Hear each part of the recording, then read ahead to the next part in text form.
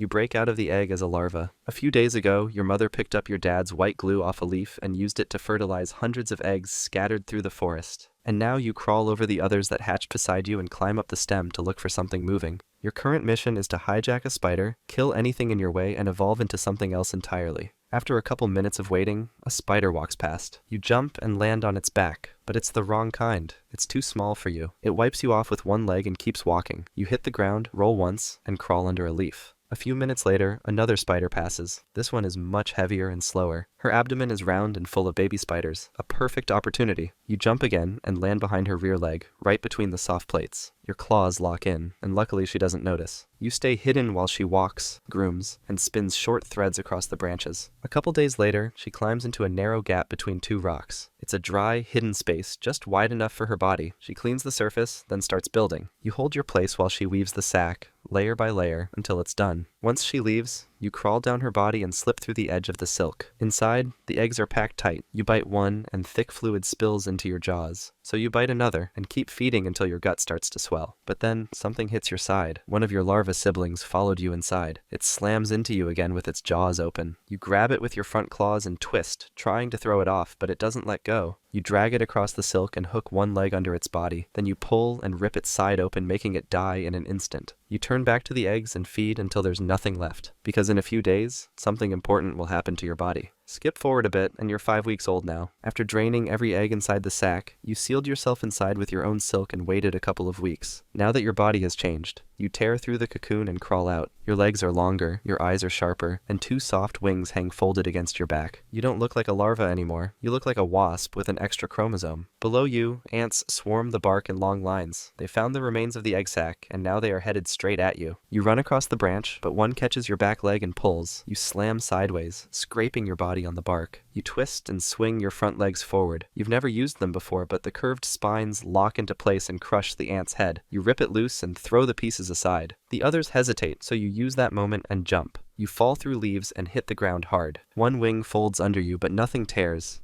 You drag yourself between two rocks and wait until the shadows above stop moving. After a while, you crawl back into the open and climb a low stem. Your wings are still soft, but you open them anyway. You spread your wings and push once, lifting just above the ground. You land, reset, and push harder. This time you clear the stems and glide past the moss, landing clean on a flat rock. You'll feed on nectar for a while, but that won't be enough for long. Something in your body still wants more. You're 2 months old now. You've been flying low between branches for hours. You've seen plenty of insects, but you just can't catch them. Your first try was a beetle resting still on a leaf. You creeped up along the edge, raised your front legs, and lunged. But your claws hit too wide and knocked it sideways. The beetle tumbled off the leaf and disappeared into the grass before you could react. Later, you spotted a moth warming its wings in a patch of sunlight. You hovered just above it, lined up your strike, and went for the kill. But the moth saw the shadow, dropped flat, and shot into the air before your claws even touched it. You chased for a few seconds, but your body isn't built for speed. You gave up before your wings burned out. So you're starving now. Nectar won't keep you alive much longer, and your claws are built for killing, but right now, they're not doing anything. You give it one more try. While circling above the grass, you spot a thin web stretched between two branches. There's a fly caught inside and no spider around it. You slow your wings, drop lower, and come up with something new.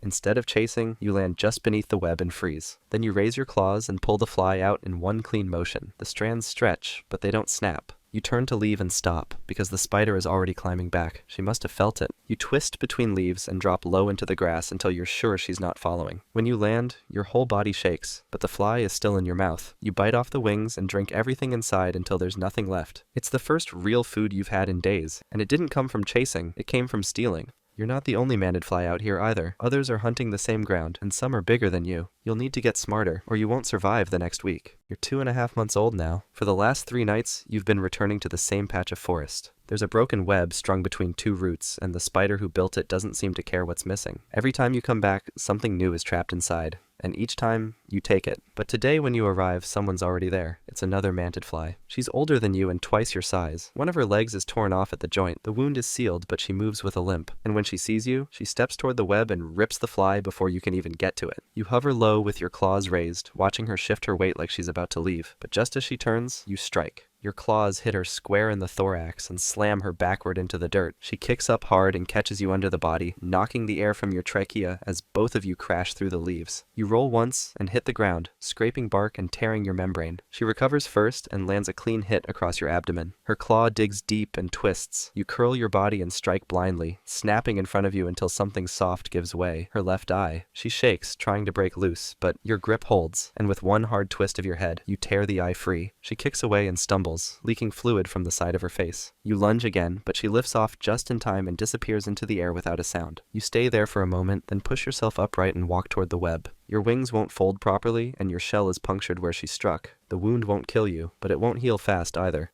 Out here, no one guards you. If you want to keep something, you fight for it. Skip forward again, and you're 3 months old now. The cuts on your side have scabbed over and your wings work again. You've stopped returning to the same webs, and now you drift between clearings alone. One afternoon, you spot movement near the edge of the grass. It's another mantidfly. A male. He lands a few branches away, but you stay still. He steps forward slowly. You can tell that something in his body language feels different. He's not here to kill. You turn toward him with your legs raised halfway, but he doesn't come closer. He stays still, lowers his abdomen, and drops something white onto the leaf. This is how your kind mates. You don't fully understand it, but your body does. As you're about to lower yourself over the spermatophore, the wind shifts. A shadow flashes overhead, and something slams into the branch beside you. It's a bird that missed you just by inches and cracked the branch from the impact. You throw yourself off just as claws rake the air behind you. The male lifts off too late. One of his wings folds wrong, and he spirals into the grass. You don't wait to see what happens next. You dive into the bush and wait there until the sound stops. The bird is gone, and so is the male. You're still shaking, and your legs won't stop twitching, but you're alive. And even though it lasted only seconds, something about that moment clicked. It wasn't just instinct. It was something you want again. And next time, you'll be ready. You're 3.5 months old now. You've been patrolling the same stretch of forest for days, circling back between leaves and watching for movement. On a random day, you land on a wide, flat leaf near the edge of the water. That's when you see it, a soft, white packet stuck gently to the surface. It's a spermatophore that was recently dropped, but with no male in sight. You step forward slowly, position your body over it, and lower your abdomen until the contact point is right. The fluid transfers quickly. You hold still until it's done, then back away. You don't feel different, but something inside you changes. You climb the nearest tree and stop halfway up the branch. Then you start laying. Each egg presses into place with perfect spacing, one after the next with its own perfect gap. You fly up and turn to check your line. It's super precise. As you're about to leave, you hear a buzzing sound behind your back. You land and stay still as a wasp circles overhead. She loops once, then again, slowing each time. Her wings tilt slightly as she angles in, scanning you from the side. You hold still with your legs braced and wings tucked low. Your black and yellow pattern matches hers almost perfectly. She lingers a second longer, then pulls upward and glides out of the clearing. You've made it this far by copying every signal and holding your nerve when it mattered. But now it's more than mimicry. You feel like the thing even real wasps leave alone. You're 4 months old now. You fly lower than before with your claws angled forward and your eyes locked on the ground. You've stopped avoiding things. Now you're looking for them. Ahead, something twitches in a web stretched between 2 rocks. A lacewing. It's still alive, but not moving much. It's probably paralyzed. You don't see a spider nearby, so you move in. You land just beneath the web and reach up, easing your claws around the insect without shaking the strands. Then something hits the rock beside you. A spider jumps from the far edge and lands straight in your path. It spreads its legs, then lunges. You catch its face before it makes contact. Your claws wrap tight around the front of its body and one slips in under the eye. It jerks backward and flings you across the stone. You hit hard but recover fast, and before it can run, you leap again. This time you land on top of it. You clamp across the thorax and force it down. It shakes once, then breaks free and runs. You wait until it's gone,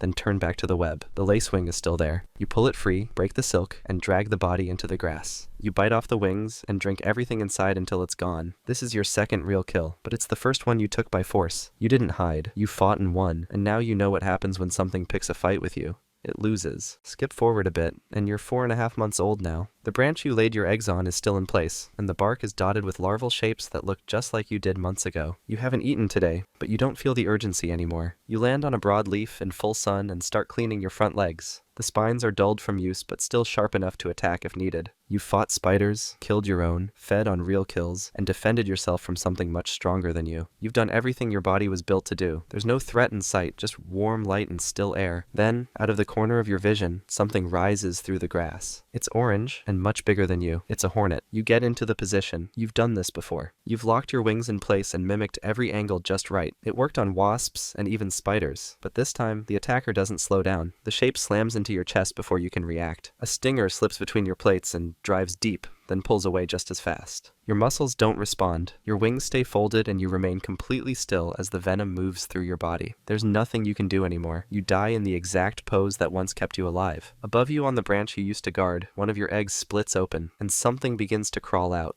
Life as a wasp mantidfly might be rough, but there's another animal out there that has it way worse. Trust me, it's wild. Check out the video and see for yourself.